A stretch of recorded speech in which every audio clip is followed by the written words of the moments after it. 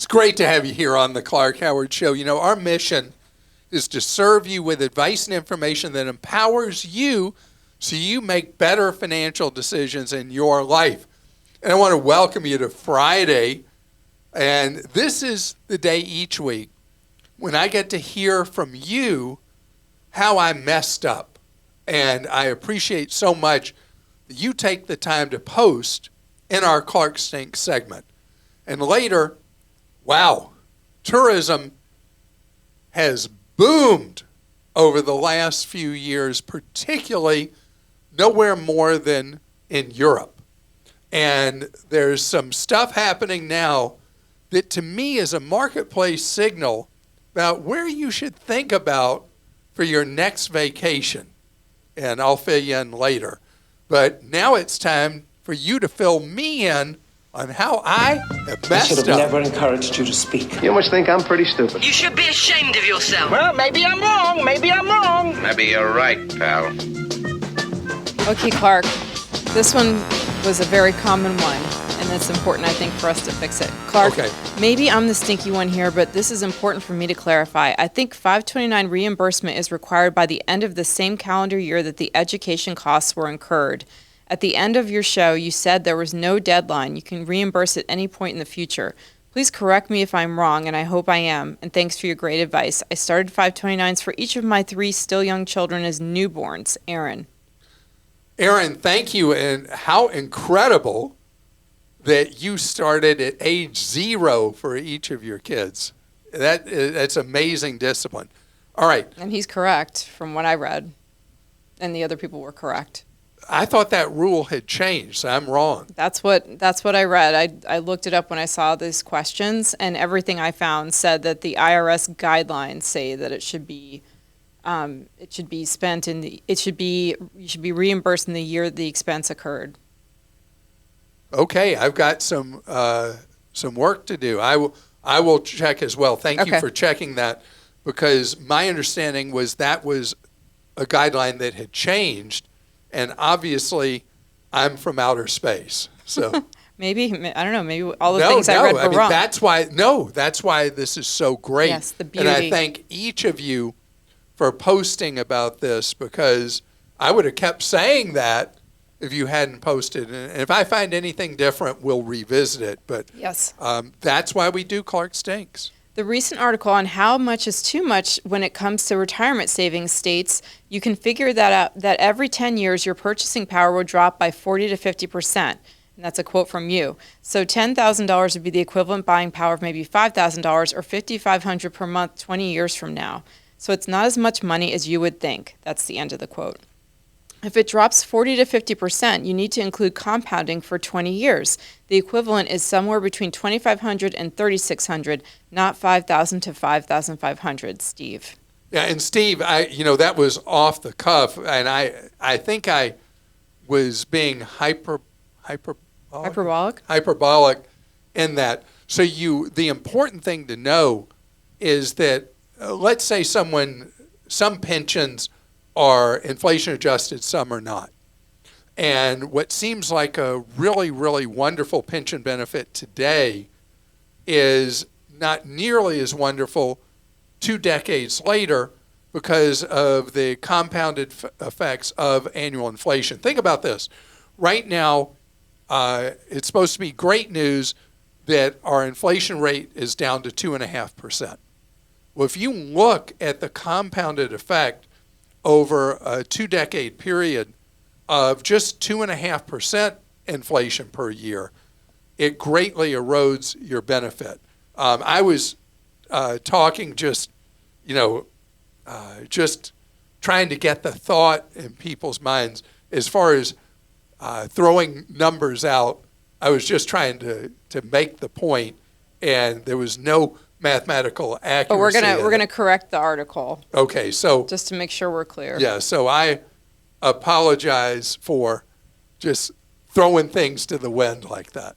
But the point is still something, and I got a chance to bring it up again, which is another perfect Clark Stinks, because I really want you to think about how what's worth $1 today is going to cost you more, 5, 10, 15, and especially 20 years from now. Okay, back to 529s. Stinks no, but Clark smelled a bit answering the recent question on funding 529s. His answer exclusively covered the benefits of 529s to fund a 4-year college education. I'm sure he just temporarily forgot 529's virtues for trade schools too. Thanks for all you do, Clark, even if you sometimes forget to take the blinders off, Chris. Chris, thank you for that. Okay, so why do I not talk about 529s for trade schools? Most people who attend a trade school are going to a state-supported technical college, and the tuitions are so very low that I don't worry so much about the cost. And today now you've got more and more states following the innovations of like South Carolina and Tennessee, where people are going into trades and not having to pay and actually being paid while they're learning. And we're going to have more and more apprenticeships and all that. I mean, when you look at the gorilla of cost, it is college. And that's why I talk so much about it. Your point, perfectly valid. Technical school is an eligible expense, except ironically, most pilot training is not eligible for 529 money. Unfortunately for you. For me, yes. Don't buy a condo in Florida. I'm a longtime lover of your podcast, but this time I'm a bit upset with you. While some of your reporting on the condo crisis was good, I think you left out some very important information. I live in a Florida condo. It was well built in 2007, and our management company and board do a great job of fully funding our reserves. Instead of scaring people away from condos, you could advise them of how to do it correctly, i.e. buying a newer unit, checking on reserves, etc. Many seniors like myself love condo living as a secure, social, and low-maintenance way of living. You left people with a poor impression of this lifestyle. Katharina. Katharina, I apologize to you, and I didn't mean to bring you offense. The problem with the Florida condos is ones that are 30 years old or older or approaching 30 years, where there's been inadequate funding of reserves to deal with inevitable maintenance issues. And the greatest maintenance issues in Florida or any other state are condos that are directly on the ocean or adjacent to the ocean, where you have enormous deterioration in the buildings from the salt air. And it's just a fact that a lot of buildings that are older, because of the new laws in Florida, have become a potential bear trap for people buying because they're not aware of all those expenses. Your statements are all 100% valid. Your usually great advice is as bad as a septic tank backup when it comes to the new National Association of Realtors rules. You said a buyer now will have the ability to essentially represent themselves if they wish to, and there will be a lower commission. Buyers have always had this choice. What lower commission? The zero commission paid by the unrepresented buyer? Wendy. Wendy, thank you. All right, so let's take it before. So somebody goes to buy a property under the old rules, and the commission was the commission that the seller would be paying.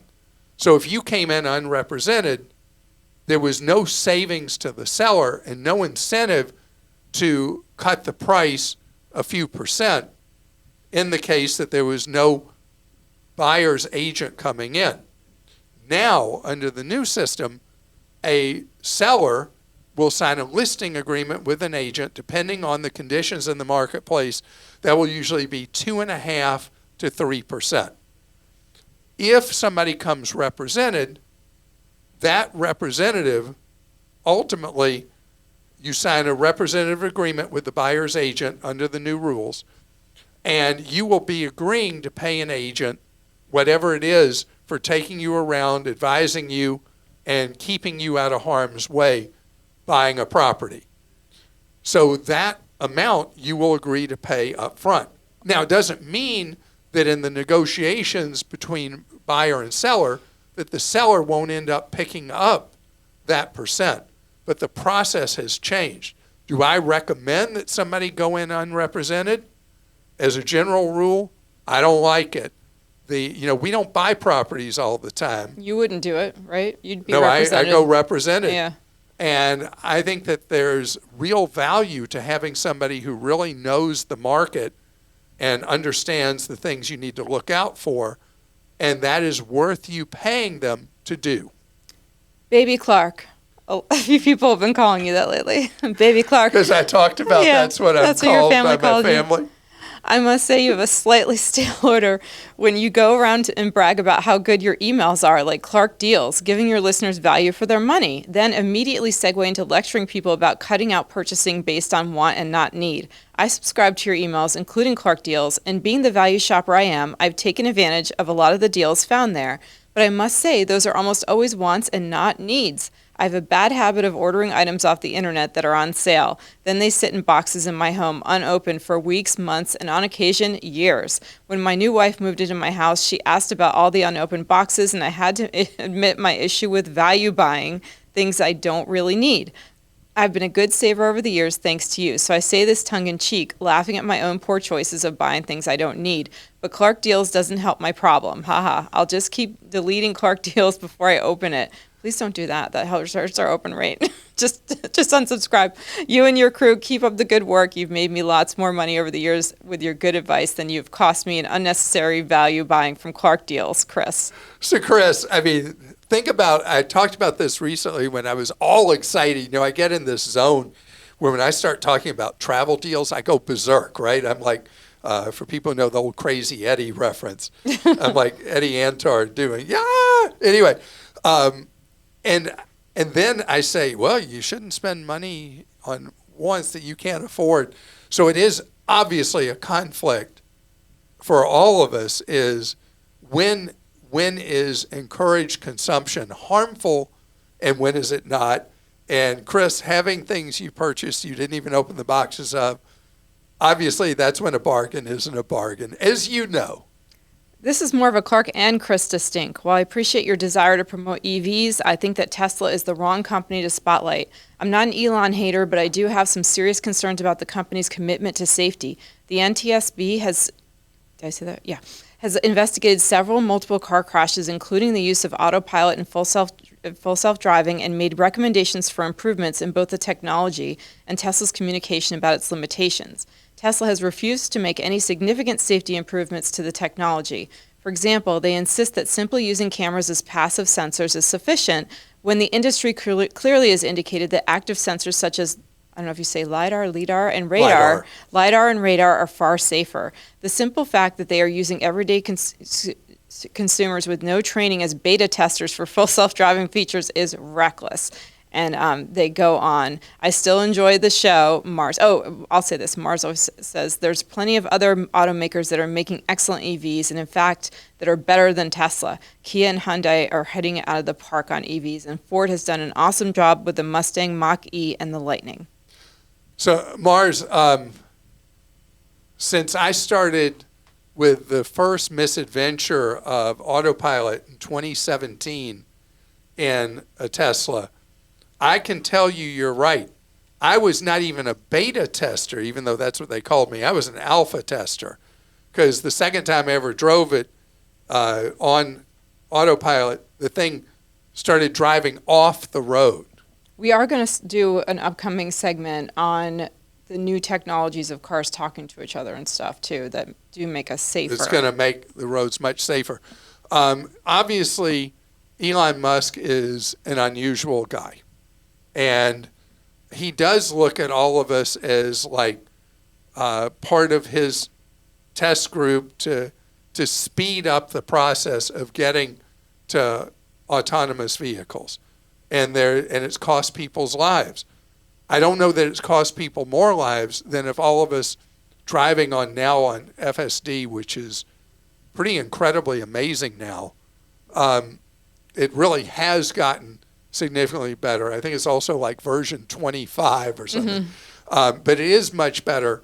And so, yes, he has been reckless with the lives and the safety of people in the vehicles. And that is a fact. On what you said about Kia and Hyundai are the talk of the automotive industry because they have done incredibly forward-thinking things and have been very successful at making for the market whatever people want, whether it's a gas engine, a hybrid, or an electric. they've come up with a very clever platform, as has BMW. So there are other very viable options out there. It's not just Tesla, because now Tesla sells less than half of all electric vehicles in the country, where before they pretty much had a monopoly. And we were talking about Clark Deals earlier. The boss of Clark Deals drives a Mach-E and loves it every time she gets in that Mustang Mach-E.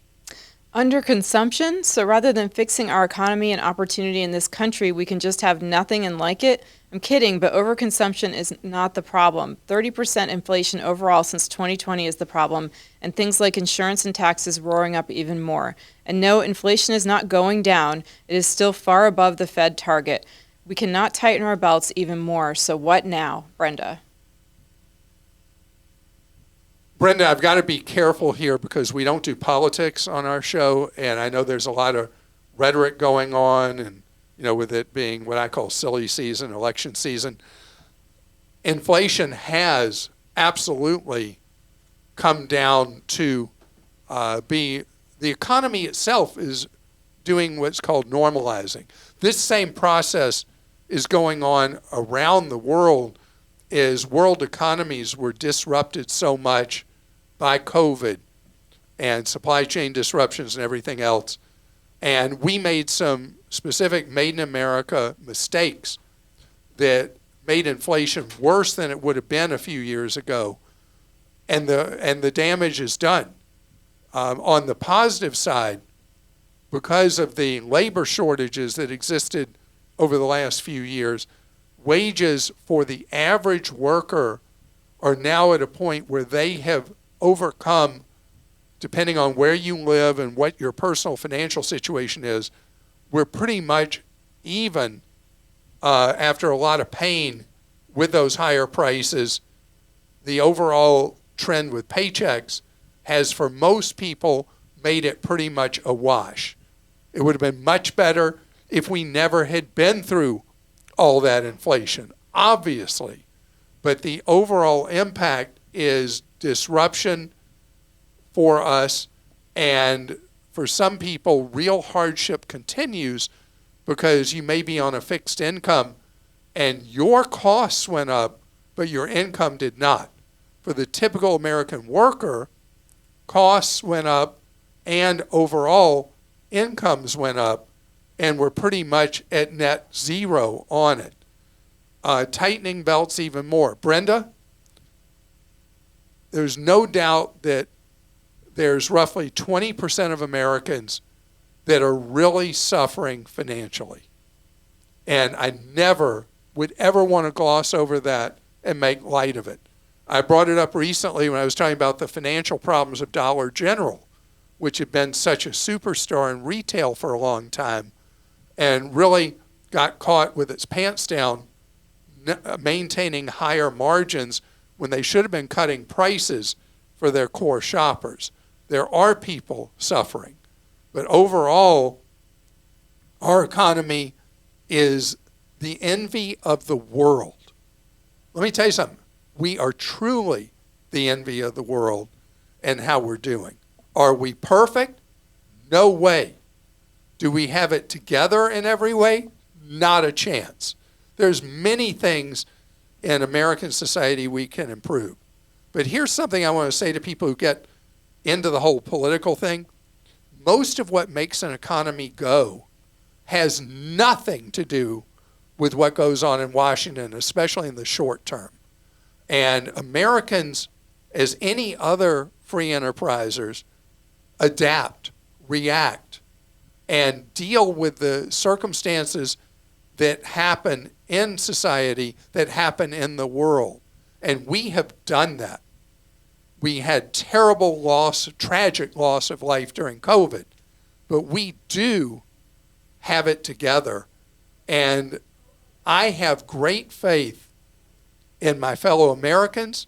I have great faith in this country, and I believe optimistically about my kids' futures and my grandkids' futures.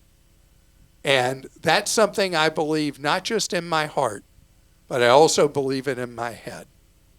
And I hope you will look around and have faith in what this great nation will continue to do to provide a living to people, a secure environment for people to be in, and we are the world's preeminent power. And yes, our power relative to the rest of the world and our wealth relative to the rest of the world is not as great in either case. But are we the fall of the Roman Empire? No way. Not today. And I want to tell you that I really appreciate your perspectives in any way, whatever you share. And that's why we have Clark Stinks. But I will tell you, and you see it, anytime somebody says something that says America's in the toilet, you're going to generate a reaction from me. Because I am so proud to be an American. And I feel so lucky what this country has brought to me from an immigrant family. And I'm not the child of immigrants, I'm the grandchild of 4 immigrants. And I think about where I might have been if I didn't have this great privilege of living in this wonderful, incredible United States. And coming up, it's funny, I'm going to talk about tourism to other places. Okay, I love travel. I just love it. Other than being with my wife and my family, it is my favorite thing. And I have seen it because I have had the great privilege to be in Europe twice this year. And the crowds are, just as reported, crazy. And this past March, we were on our staff trip to Italy. And in Rome, this was off season.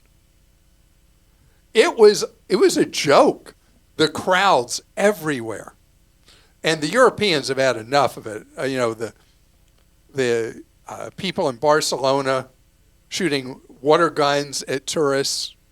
And now we've got Greece putting in tourist taxes, putting in fees on per passenger when a cruise ship comes in.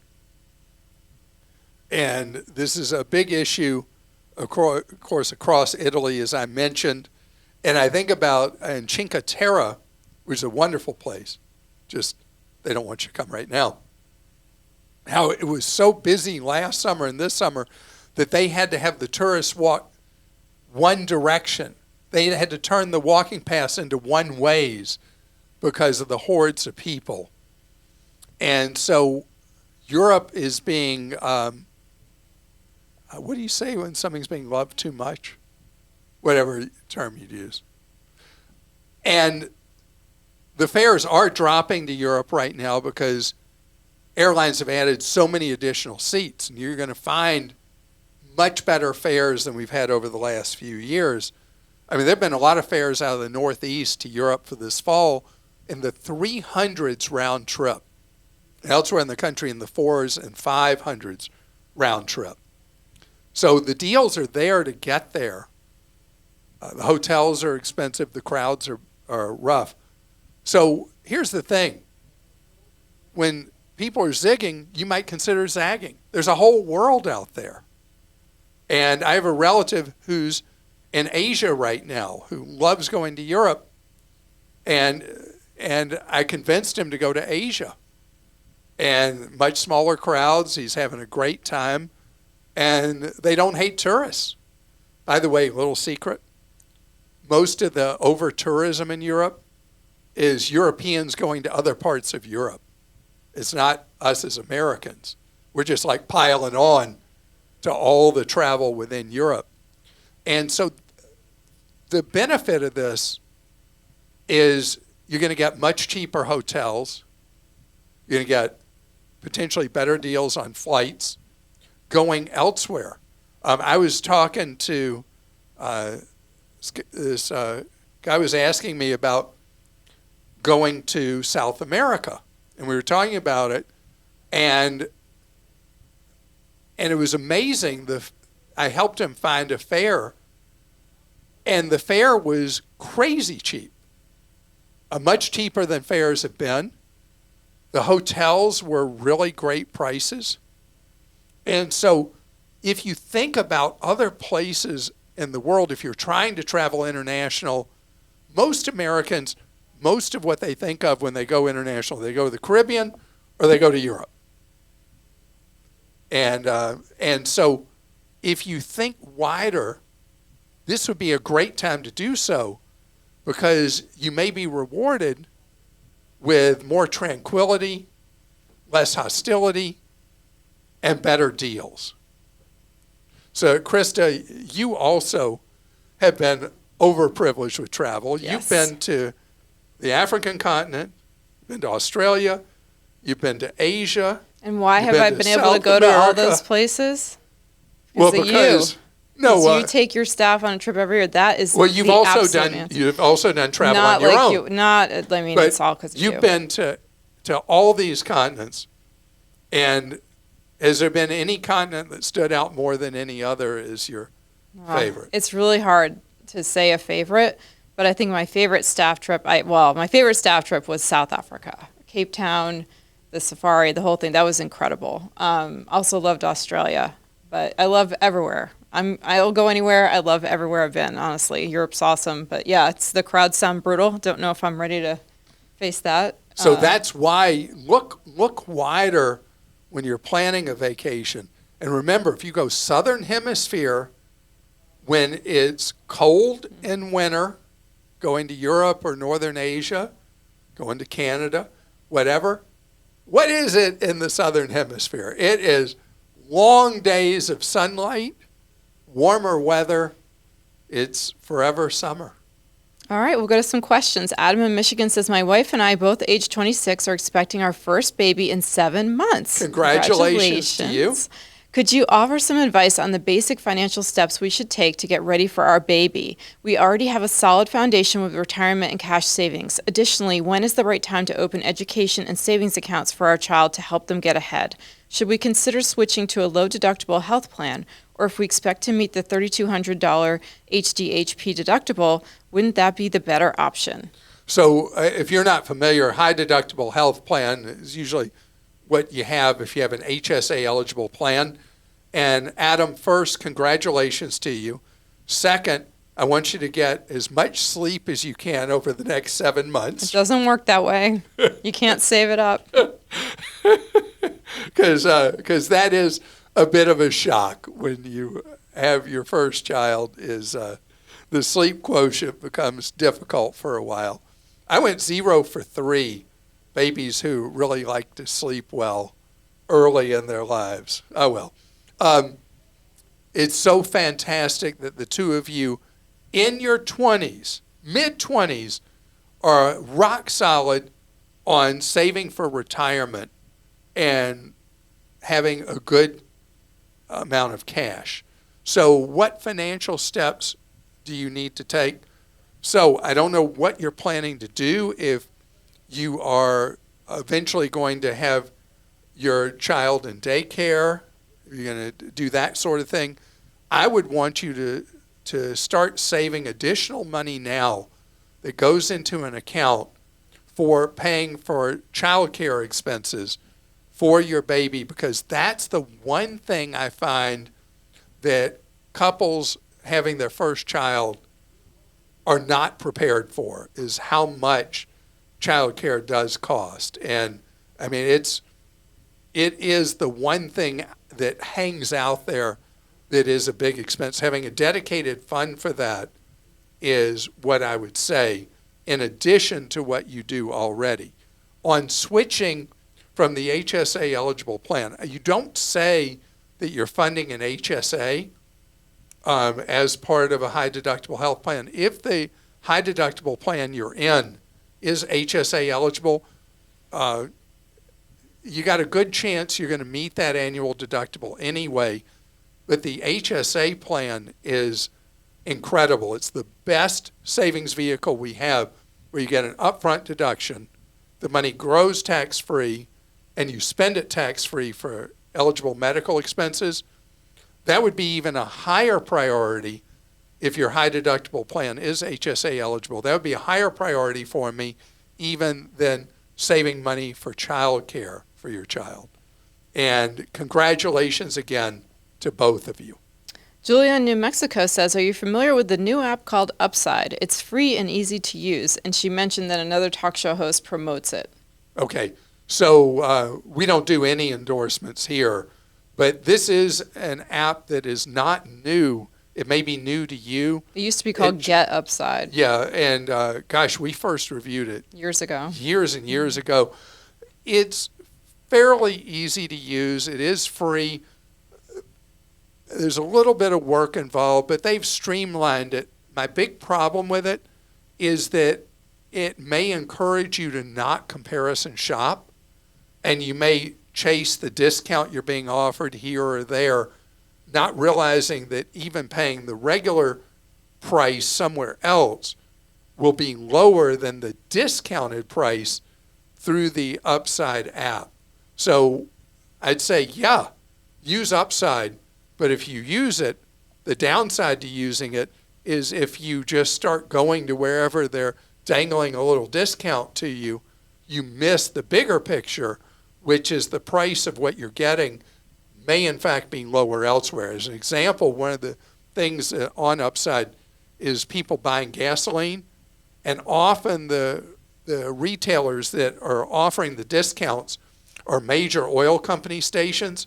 And major oil company stations tend to charge 30 to 50 cents more a gallon than if you go to a warehouse club or you go to a discounter like Walmart's gas or one of the independent big volume discounters of gasoline. So the discounts can be an illusion. Eric in Georgia says, I have a health insurance question. My wife and I are under retirement age and we need health insurance. We don't work corporate jobs and we make too much money for our Obamacare. Furthermore, there are not a lot of options in the open market. We tried the Christian sharing plans and didn't have a good experience. Any ideas would be greatly appreciated.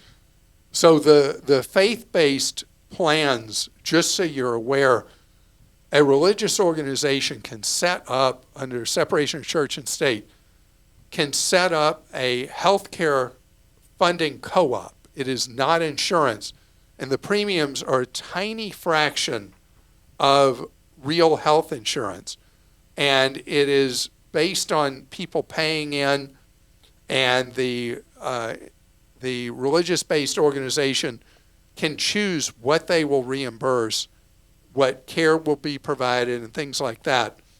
The big problem with the religious-based co-ops is that if they end up in their group with a couple of really expensive cancers, or somebody needs open heart surgery or something like that, that the co-op goes bust and people's claims don't get paid, and that may be what you're talking about not having had a good experience.